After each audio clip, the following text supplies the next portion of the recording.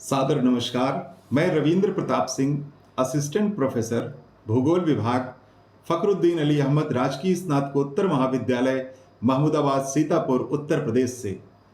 Faculty induction programme के इस teacher presentation में मेरा विषय है भौगोलिक विचारधाराएं, नियतिवाद, संभववाद और नवनियतिवाद।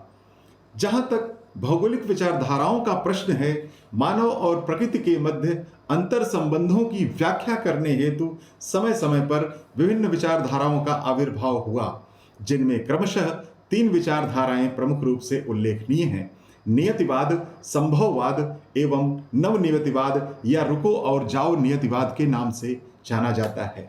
आइए एक एक कर हम इन विचारधाराओं पर चर्चा करते हैं और यहाँ यह जानने का प्रयास करते हैं कि इनके क्या क्या कारण और परिणाम हुए।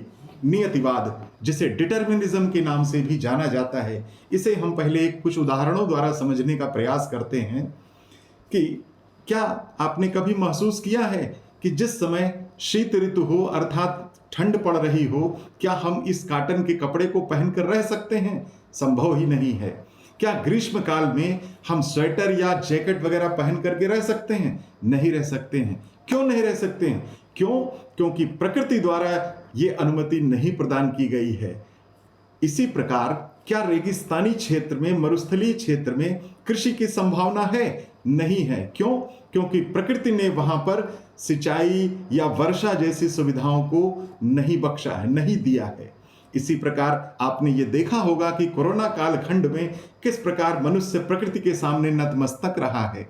ऑक्सीजन जैसी सामान्य सी चीज के लिए दर दर मनुष्य भटकते हुए पाए गए। उस समय तो स्थिति ये हो गई थी कि मानव की जीवन पर भी संकट आ गया था, मानव सभ्यता के जीवन पर संकट आ गया था। यही है नियतिवाद, जो 19वीं शताब्दी के उत्तरार्ध में जर्मनी देश में पनपा। इस विचारधारा के प्रबल समर्थक व्यक्त करने वाले विद्वान Alexander von Humboldt, Karl Ritter, Friedrich Ratzel, E C Semple आदि विद्वानों का समूह था। इन विद्वानों के अनुसार प्रकृति सर्वशक्तिमान है, वही सर्वश्रेष्ठ है, मानव तो केवल प्रकृति का दास है।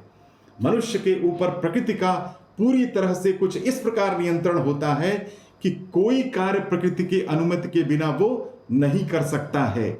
ईसी सैंपल, जो अमेरिका भूगोल जगत की बहुत बड़ी विद्वान थी, जिन्होंने तो यहां तक कह दिया कि मानव पृथ्वी तल की केवल उपज मात्र है, वह पृथ्वी का बच्चा है, माटी की धूल के बराबर है। प्रकृति उसकी हड्डियों ऊतकों में ही नहीं बल्कि उसके दिलो दिमाग में प्रवेश कर गई है, जिसके कारण वह कोई ऐसा कार्य नहीं कर सकता जिसमें प्रकृति ने उसे अनुमति न प्रदान की हो। इस प्रकार नियतिवाद में प्रकृति की सर्वश्रेष्ठता और मानव को केवल दास के बराबर समझा जाता है। वहीं दूसरी ओर संभववाद, जिसे पॉसिबिलिज्म कहते हैं, इस अवधारणा का विकास नियतिवादी विचारधारा के ठीक विपरीत फ्रांस देश में होता है। इसके प्रणेता वाइडल डिला ब्लास थे। इनके नेतृत्व में संभववाद के समर्थक विद्वानों का समूह उठ खड़ा हुआ, जिनमें लुसियन फेब्रे, जीन ब्रून्स, डिमांजियन जैसे विद्वान प्रमुख रूप से उल्लेखनीय रहे। इन्होंने जोर देते हुए कहा कि मानव प्रकृति की श्रेष्ठता को कभी स्वीकार नहीं कर सकती। मानव बुद्धि, विवेक, शक्ति, कौशलों से संपन्न एक ऐसा प्राणी है, तो भला वो कैसे अन्य जीवों की तरह प्रकृति के पूर्ण नियंत्रण में कार्य कर सकता है? वह तो रेगिस्तान में भी नहर बनाकर सिंचाई की सुविधा का विकास कर सकता है और कृत्रिम उर्वरकों की सहायता से गेहूं की खेती करने के लिए उपजाऊ भूमि बना सकता है। गर्मी ज्यादा लगने पर ज्ञान और तकनीकी के द्वारा पंखा, कूलर और यहां तक कि एयर कंडीशन का भी निर्माण कर सकता है। इन सब को करके वह प्रकृति के नियमों को रोक सकता है, उसके विपरीत जा सकता है। लुसियन फेब्रे जैसे विद्वान ने तो यहां तक कह दिया कि कोई अनिवार्यताएं नहीं है, अपितु सर्वत्र संभावनाएं हैं। इस संभववाद ने ही आज वैश्विक रूप से विभिन्न प्रकार की समस्याओं को जन्म दिया है, जिनमें जलवायु परिवर्तन, ग्लोबल वार्मिंग और पर्यावरणीय अवनयन जैसी समस्याएं प्रमुख रूप से उल्लेखनीय हैं।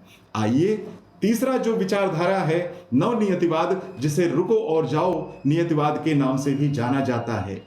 भौगोलिक जगत में जब दो परस्पर विरोधाभासी विचारधाराओं का क्लैश हुआ तो ऐसी स्थिति में भूगोल जगत में संकट उत्पन्न हो गया। ऐसे में इन दोनों विचारधाराओं के समेकन हेतु अमेरिकन विद्वान ग्रिफिथ टेलर महोदय ने एक नवीन वैज्ञानिक विचारधारा प्रस्तुत की, जिसे नवनियतिवाद या रुको और जाओ नियतिवाद के नाम से जाना जाता है।